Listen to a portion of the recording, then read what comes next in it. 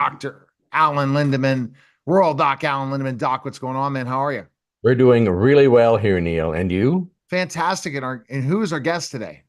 Well, we're happy to see Damon Harper. So, so Cal, also known as Cowboy 347. Thanks for stopping by. And Doc is really interested in what you're doing. So go ahead, Doc, with your first question. Yes. Okay. Tell me a little bit about mindfulness and how did you get started with this mindfulness?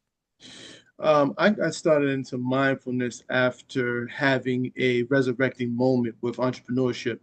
I decided to sell a business that I was too tied to emotionally, and I had to make a choice between my ego and my spirit, losing sight of the reasons why I started the business. And it was very hard on me, and I ended up selling it only to find purpose all over again, choosing the spirit over my ego because of the success I had in a world that I only knew, which was sports.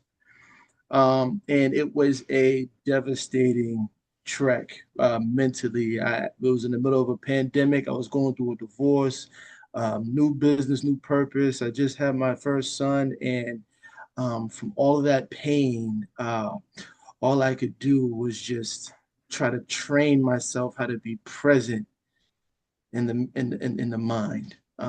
And from there, I became curious of that dynamic, and I delved into meditation, and I delved into where it stemmed from, and then I fell into cognitive therapy.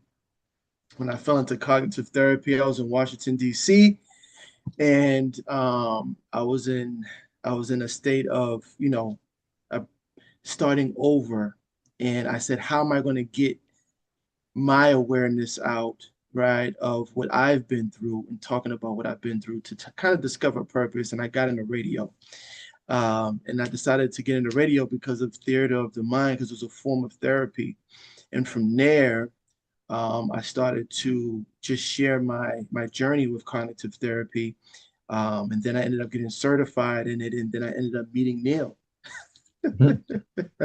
Well, it sounds So, like and it's interesting, the brick and mortar story, Damon. That's interesting because you were doing it in Baltimore, but now you're really going full force and Yes. really mirroring it with what you're doing with the radio and podcasting, right?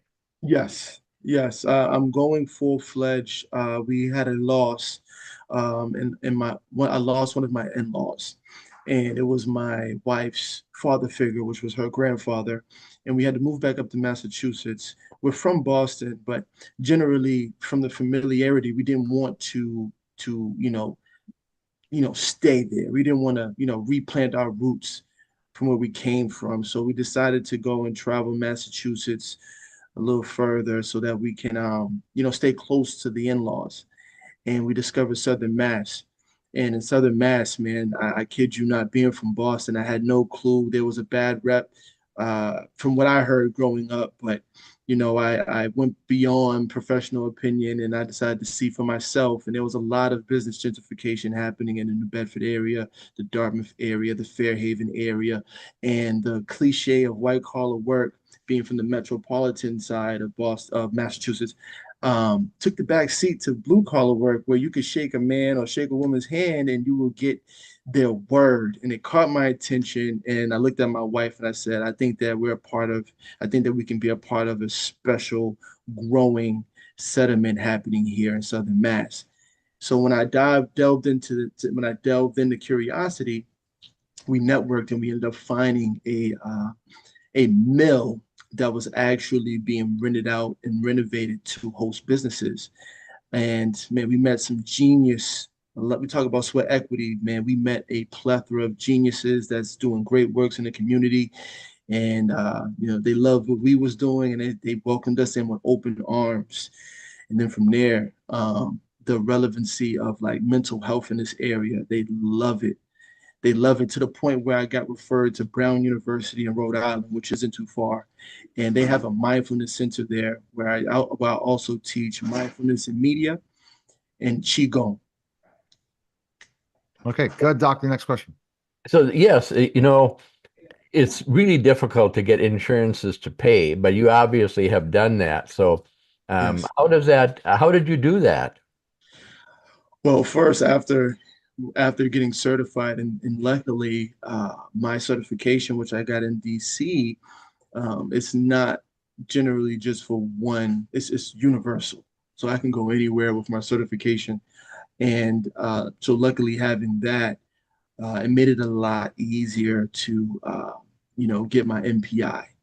And it was very easy. It's a very easy process, but we covered by Blue Cross, Blue Shield, and man, the copay settlement is not too much, and man, it was involuntary. It's a very easy process.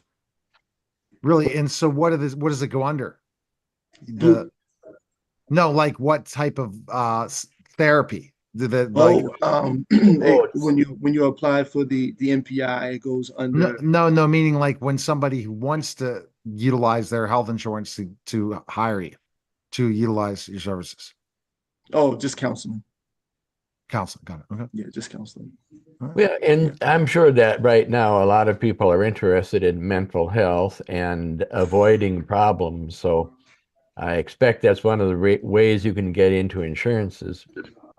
Oh yes, yes, Alan. I'm amazed at traditional Chinese medicine and how Westernized culture is looking for optimizing ways to implement possibilities that can contribute to healing diseases. This area is so profound with that in Qigong. So I'm a mindfulness-based cognitive therapist, but I specialize in holistic Qi mindfulness, which is Qigong.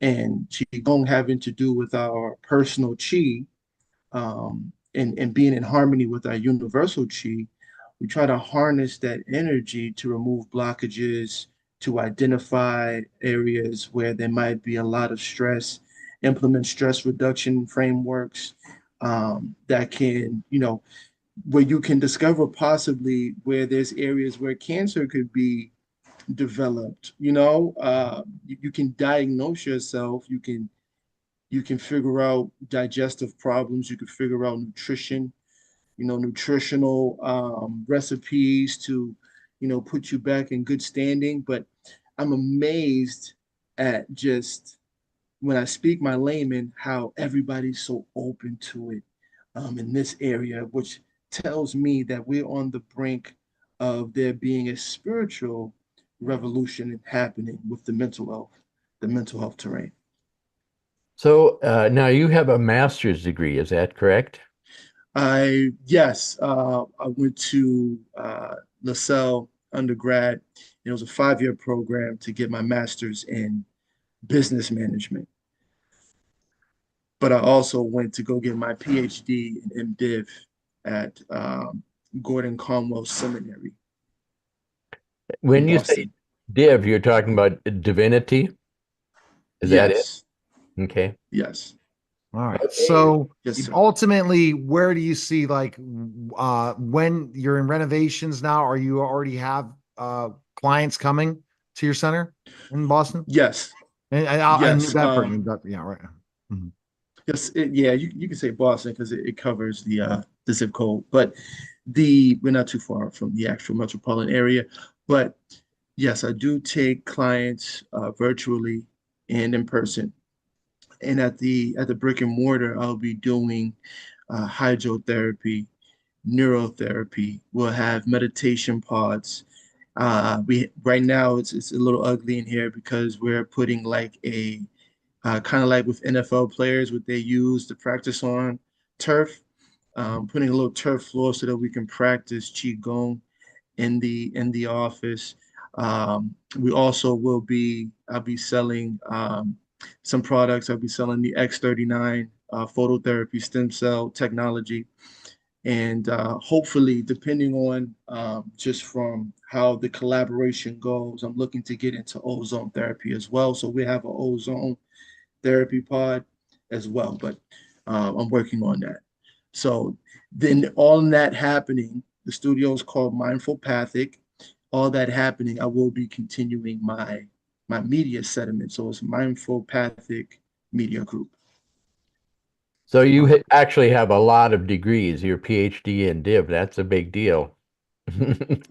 Well, so I actually, that first business that I owned, I actually had a paradigm moment while I was in seminary to go start that. So I actually postponed it. So I never finished.